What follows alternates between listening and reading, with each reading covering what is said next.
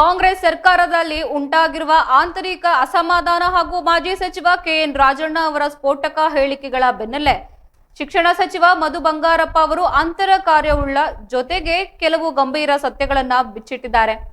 ರಾಜಣ್ಣ ಅವರು ಆಡಿರುವ ಮಾತುಗಳೇ ಅವರನ್ನ ಕೇಳಬೇಕು, ಅವರ ವೈಯಕ್ತಿಕ ಟೀಕೆಗಳಿಗೆ ಉತ್ತರಿಸುವ ಜವಾಬ್ದಾರಿ ನನಗಿಲ್ಲ ಎಂದು ಈ ಮೂಲಕ ಮಾಧ್ಯಮದವರಿಗೆ ತಿಳಿಸಿದ್ದಾರೆ. ನನಗೊಂದು ಲಿಮಿಟೇಷನ್ ಇದೆ, ರಾಜಣ್ಣ ಅವರಿಗಾಗ್ಲಿ ಅಥವಾ ಮತ್ಯಾರಿಗೆ ಆಗ್ಲಿ ಅವರ ಆಡುವ ಮಾತುಗಳೆಲ್ಲ ಉತ್ತರ ಕೊಡುತ್ತಾ ಕೂರುವುದಿಲ್ಲ. ಎಲ್ಲಿ ಏನು ಮಾತಾಡಬೇಕು ಎಂಬ ಪ್ರಜ್ಞೆ ನನಗಿದೆ. ಸಚಿವನಾಗಿ ನನಗಿರುವ ಜವಾಬ್ದಾರಿಯನ್ನ ನಾನು ನಿಭಾಯಿಸ್ತಾ ಇದ್ದೇನೆ ಎಂದು ತಿಳಿಸಿದ್ದಾರೆ. ವಿವಾದಗಳಿಂದ ದೂರವಾಗುವುದು.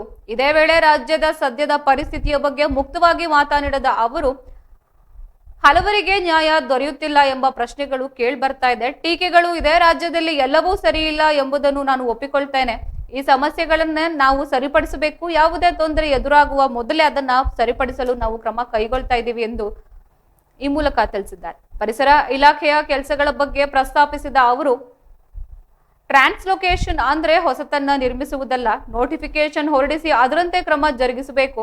ಈ ವರ್ಷದ ವಿವರಗಳನ್ನ ಗಮನದಲ್ಲಿಟ್ಟುಕೊಂಡು ನಾವು ನಮ್ಮದೇ ಆದ ವಿಧಾನದಲ್ಲಿ ನಿರ್ಧಾರಗಳನ್ನ ಅನುಷ್ಠಾನಗೊಳಿಸುತ್ತೇವೆ ಎಂದಿದ್ದಾರೆ.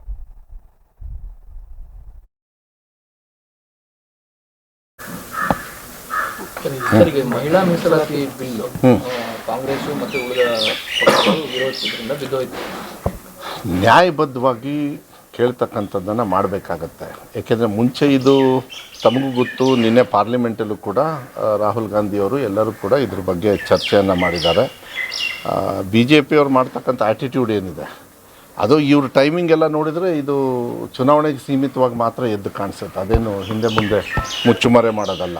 ಈ ವೆಸ್ಟ್ ಬೆಂಗಾಲ್ ಆಗಲಿ ತಮಿಳ್ನಾಡುದಾಗಲಿ ಅವ್ರು ತಂದಿರ್ತಕ್ಕಂಥ ವಿಚಾರಗಳೇನಿದೆ, ಯಾವುದೇ ಒಂದು ಕಾನೂನು ಮಾಡ್ಬೇಕಾದ್ರೆ ಸರಿ ಇರಬೇಕಲ್ಲ. ಸರಿ ಇಲ್ಲದೆ ಹಾಗೆ ಮಾಡ್ಕೊಂಡು ಕೂತ್ಕೊಂಡ್ರೆ ನ್ಯಾಯ ಎಲ್ಲಿ ಸಿಗುತ್ತೆ? ಕಾನೂನು ಮೀಸಲಾತಿ ಅಂತ ಹೆಸರಿಟ್ಟು ಕರೆಕ್ಟಾಗಿ ಅದು ವರ್ಕೌಟ್ ಆಗಲಿಲ್ಲ ಅಂದರೆ ಇಟ್ ಮೈಟ್ ಬಿ ಈವನ್ ಡಿಲಿಮಿಟೇಷನು ಕೂಡ, ಅದನ್ನೆಲ್ಲದೂ ಕೂಡ. ಅದಕ್ಕೆ ನಿನ್ನೆ ಡಿಲಿಮಿಟೇಷನ್ನು ವಿಡ್ರಾ ಮಾಡಿದರು, ಮತ್ತು ಇನ್ನೊಂದು ಯಾವುದೋ ಒಂದು 3ನೇ ಬಿಲ್ ಅದನ್ನು ಕೂಡ ವಿಡ್ರಾ ಮಾಡಿದರು. ಸೊ ಅದನ್ನು ನೋಡಿದರೆ ಅವರು ಮೋಸ್ಟ್ಲಿ ಅವರು ಅಂದ್ಕೊಂಡಿರೋದು ಬರೀ ಡಿಲಿಮಿಟೇಷನ್ ಅವ್ರ ವಿರುದ್ಧವಾಗಿ ಆಗುತ್ತೆ ಅಂತೇಳಿ ಅವರೇ ತೆಗೆದಂಗೆ ಕಾಣಿಸುತ್ತೆ. ವುಮೆನ್ಸ್ ಬಿಲ್ನ ಬರೀ ಈ ಪಬ್ಲಿಸಿಟಿಗೆ ಮಾತ್ರ ತಗೊಳ್ಳೋದಕ್ಕೆ, ಚುನಾವಣೆಗೆ ಮಾತ್ರ ಸೀಮಿತವಾಗಿ ಕಾಣಿಸ್ತದೆ. ಏನೇ ಒಂದು ಕಾನೂನು ಬದ್ಧವಾಗಿ ಮಾಡೋದಾದರೆ, ಯಾಕೆಂದರೆ ಈ ಹೆಣ್ಣುಮಕ್ಕಳಿಗೆ ರಿಸರ್ವೇಷನ್ ಕೊಡಬೇಕಂತ ಹೇಳಿ ಸ್ಟಾರ್ಟ್ ಮಾಡಿದ್ದೆ ಕಾಂಗ್ರೆಸ್ ಅವರು. ಸೊ ಇಷ್ಟು ವರ್ಷ ಏನು ಮಾಡ್ತಾಯಿದ್ರು BJP ಅವರು? ಚುನಾವಣೆ ಸಂದರ್ಭದಲ್ಲಿ ಆಗ್ತಾರೆ. ಇವೆಲ್ಲರೂ ಪ್ರಶ್ನೆ ಇರೋದ್ರಿಂದ, ಈಗ ನಿನ್ನೆ ಅದಾಗಿರೋದ್ರಿಂದ ಅವ್ರು ಈಗ ನೋಡಬೇಕು, ರಾಜ್ಯ ಮಟ್ಟದಲ್ಲಿ ದೇಶ ಮಟ್ಟದಲ್ಲಿ ರೋಡಿಗೆ ಬಂದು ನಾವು ಹೋರಾಟ ಮಾಡ್ತೀವಿ ಅಂತೇಳಿ ಹೇಳಿದಾರಲ್ವ. ಈಗ ಹಂಗಾರೆ ರೋಡಿಗೆ ಬಂದು ಹೋರಾಟ ಮಾಡ್ತಕ್ಕಂಥ ತಪ್ಪುಗಳನ್ನ ಅಲ್ಲಿ ಡಿಫೀಟ್ ಆಗಂಗೆ ಯಾಕೆ ಮಾಡ್ಕೊಂಡ್ರಿ ನೀವು? ಬಟ್ ಕಾಂಗ್ರೆಸ್ ಮಹಿಳಾ ವಿರೋಧಿ ಅನ್ನೋ ಥರ ಅಲ್ಲ ಬಿಂಬಿಸೋದಕ್ಕೇನೆ ಚುನಾವಣೆಗೋಸ್ಕರ ಇನ್ನೆಂತಕ್ಕೆ ಮಾಡ್ತಾರೆ? ಚುನಾವಣೆ ಮುಂದಿಡ್ಕೊಂಡೇ ಮಾಡಿರೋದು. ಅವ್ರು ಏನಾದ್ರು ಪಾಸ್ ಆಗಿದ್ದಿದ್ರೆ ನೋಡಿ ನಾವು ಮಾಡಿದ್ದೀವಿ ಅಂತೇಳಿ ಅದನ್ನ ಹೋಗಿ ಕೇಳೋರು. ಈಗ ಇವ್ರು ವಿರೋಧಿ ಅಂತೇಳಿ ಹೇಳ್ಕೊಳ್ಳೋದು, ಇಷ್ಟೇ ಇವ್ರ ಕೆಲಸ. BJP ಅವ್ರು ಏನಾದ್ರು ಭಾವನಾತ್ಮಕ ಬಿಟ್ಟು ಇನ್ನೇನಾದ್ರು ಕೇಳ್ಕೊಂಡು ಮಾಡ್ಕೊಂಡಿದ್ದಾರೆ.